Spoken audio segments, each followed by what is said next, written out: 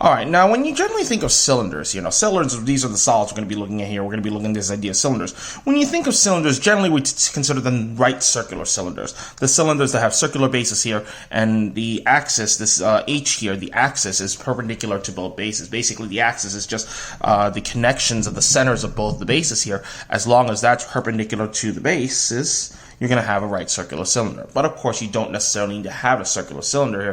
You can have cylinders of different shapes. You can have, you can replace the bases with weird kidney bean-like objects here and have a single lateral surface on the outside connecting them. That's perfectly fine.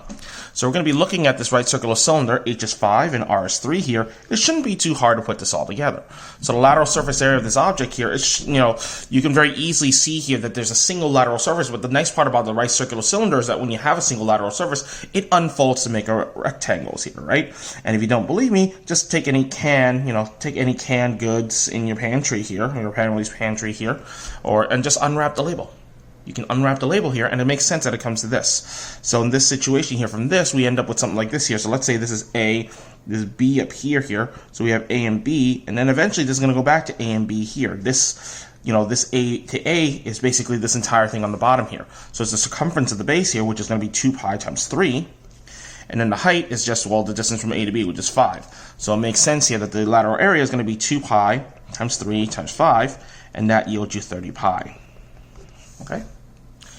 Now, the surface area of the cylinder, again, was just the lateral area here, so we're going to add double the bases here. So our bases are both circles, and circles are very easy to calculate the area of. So that means you're going to have 30 pi plus double the area of the circle, which is 2 times pi times 3 squared. So that's 30 pi plus 9 times 2 is 18 pi, yielding you 48 pi, okay? The volume of the cylinder, you'll note that, aside from the fact that this isn't a polyhedron, all the bases are curved, this still functions very much like a prism. So as a result here, we can basically use the same idea of the prism. We can think of this as a stack of these circles all the way up here. And note that each circle contributes its area to the volume here. We just have to figure out how high it goes. And the height of this is just simply 5. So it makes sense that the volume of our prism here, the volume of our cylinder here, should be the area of the base times the height here. And the area of the base is just a circle, so it's just pi times 3 squared, and the height is 5 here. So we can put this all together. So this is 9 times 5, which is 45 pi. Okay.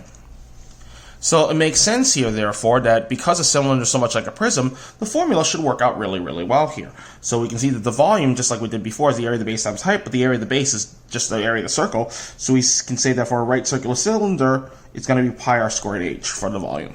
Okay. And the lateral area, well, the lateral area, we saw that that was a rectangle here, and this is the circumference of the circle, right?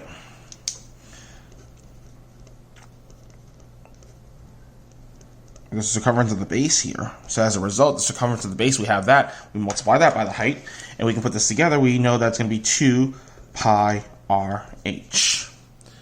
Now, the nice part about the total surface area is that we can just basically add these together. We have this plus the area of two circles, so it's going to be 2 pi r h plus 2 pi r squared, and we see for the right circular cylinder, these three formulas will hold.